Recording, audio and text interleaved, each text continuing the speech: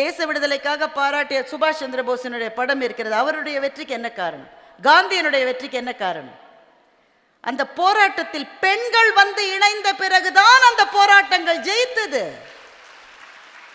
இந்திய சமூகத்தில் கையிலே இடுக்கிய குழந்தையோடு காந்தியின் பின்னால் உப்பு சத்தியாகிரகத்தில் நடந்தவர்கள்.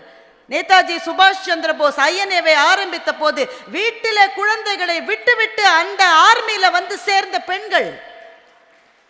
அப்போ ஒரு மூமெண்ட், ஒரு இயக்கம் வெற்றி பெற வேண்டும் என்றால் பெண்ணின் கையில் தான் அது இருக்கிறது.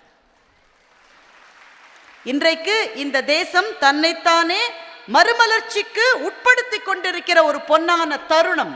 இதிலே பெண்கள் இணையவில்லை என்றால் இதற்கு பிறகு எப்போது நாம் இணையப் போகிறோம் என்று நான் கேட்கின்றேன். இப்படி சொல்லி நான் முடிக்கின்றேன். ஒன்றாக இணைகிற போது நம் மனசுல இருக்கிற நெகட்டிவ் தாட்ஸ் எல்லாம் கொஞ்சம் கொஞ்சமா மாறும்.